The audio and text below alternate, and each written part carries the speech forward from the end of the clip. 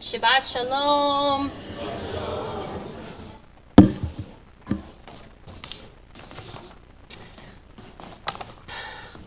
On the morning of September 11th, 2001,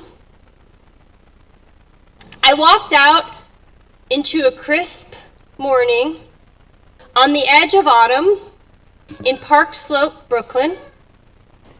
I bought a copy of the New York Times and I descended into the subway to catch a train to Manhattan, where I was beginning my training as a psychologist in a downtown clinic. I have told the story so many times that when I revisit it, I'm no longer sure whether my memories are of that actual day, or whether, as I tell the story, I'm remembering my many retellings of it. How the train stalled underground for a long time, then jolted forward over the elevated track across the Manhattan Bridge. How I looked up from my paper and saw with my own eyes the first of the Twin Towers on fire. How the man next to me saw the same thing I did and immediately turned back to the sports page. How the train doors opened at Wall Street and a woman stumbled on, covered in soot and tears. The world changed forever on that day, and I, too, was completely transformed by it. My 9/11 story is my own, and it's also part of a larger story, our story. When I began telling it right now, perhaps you recalled where you were when you learned what happened. As my children grew, I got into the habit of telling them my 9/11 story every year on the anniversary. 9/11 and the pandemic. These are events we experienced individually and also collectively. Telling our stories can be a kind of a medicine for trauma and grief. And telling our story, sometimes over and over, is an act of identity building. As we tell our story, we teach our children and we remind ourselves how we have been shaped by our experiences. We teach them and ourselves about who we are. Devarim, words.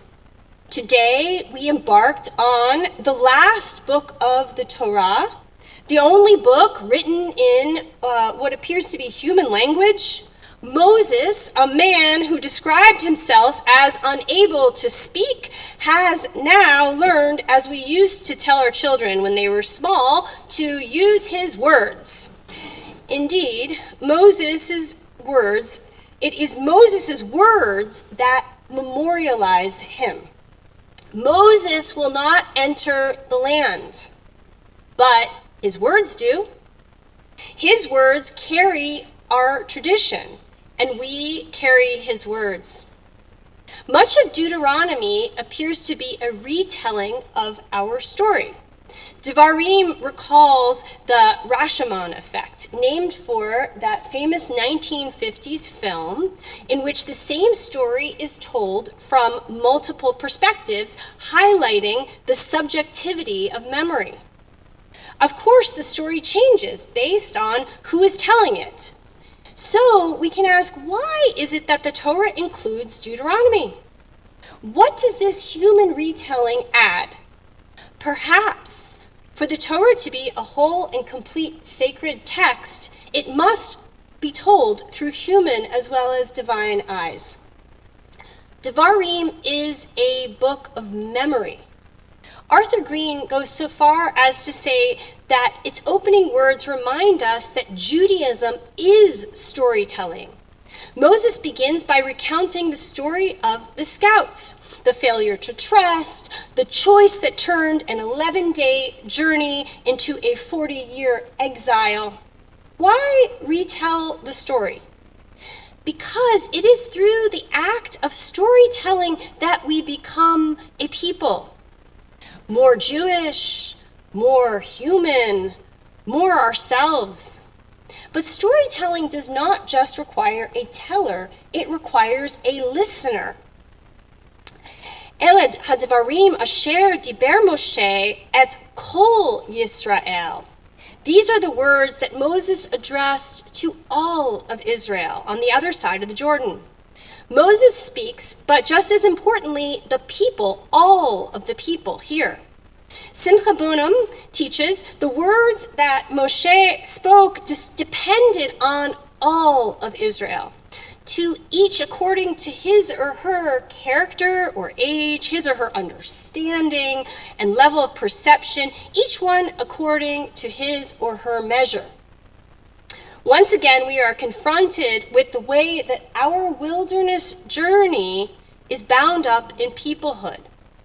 We need each other in all of our glorious diversity, in all of our various forms and abilities. The wilderness journey is an individual one and also one that we make as a collective.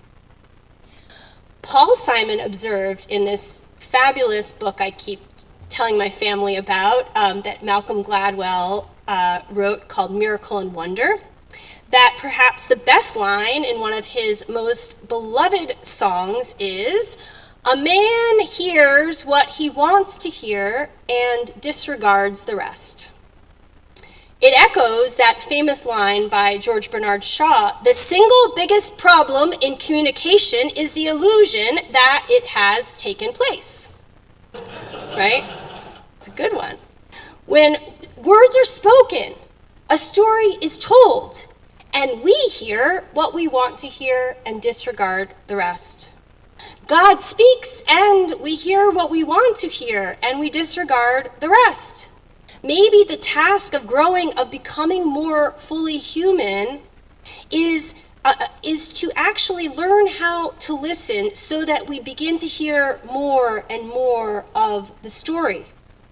This is why we study our Torah in a yearly cycle, revisiting each pasuk, each word over and over again, allowing ourselves to be shaped by hearing, listening to our sacred stories over and over again. Micah Goodman notes that Moses does not just narrate our people's story, he also teaches them how to tell their story to future generations. Notably, in his retelling, Moses almost excises himself from the story. He tells none of the important details about his personal life. Being drawn out of the water, growing up in Egypt, none of that is present here. With his signature humility, he minimizes the differences between himself and the people. In doing so, he teaches us how to teach through sacred storytelling. He leads by example. A few verses into our Parsha, we read, "Be'ever ha-Yorden be'eretz Moav hohil Moshe be'er et ha-Torah hazot." On the other side of the Jordan, in the land of Moab, Moses undertook to explain this teaching. The Sfat Emet notes that the word be'er means to explain, but it can also mean a well or a cistern. Looking through the prism of that word, the verse begins to brighten and deepen. From Moses, who once described himself as a man without words, words begin to flow like water. The Sfat Emet describes that inner wellspring that each of us carries. He says it's your cistern, your well, a kind of an Edenic spring fed by the divine, which when open flows out to nourish others. He says, so it is that after all this journeying about in the desert, during which Israel drew holy light into all those places, and he means the hidden cisterns inside of each of us, now, Sfat Emet says, Moses explains Torah like a flowing well. The Sfat Emet's words reminded me of one of my favorite Rumi poems called Story Water. I'll quote it in part, in Coleman Barks's translation. A story is like water that you heat for your bath. It takes messages between the fire and your skin. It lets them meet, and it cleans you. Very few can sit down in the middle of the fire itself. We need intermediaries. Water, stories, the Bible, the body, not the Bible, sorry. All the things we do are mediums that hide and show what's hidden. Study them and enjoy this being washed with a secret that sometimes we know and then not. Judaism is storytelling. As we approach Tisha B'Av this Wednesday, as we prepare for the high holidays, it's a time to go inward, to nourish that cistern that is within each of us, so that our holy Torah can flow out and nourish others and the world around us. It is a time to listen in new ways, in ways that challenge us to hear not only what we want to hear, but to hear the parts of the message that we would rather disregard. This takes time. This takes patience and fortitude. My prayer for us, for each of us, and for all of us together is that in these coming weeks, we find the courage to tell our stories again and to listen again in ever-growing ways. Shabbat Shalom.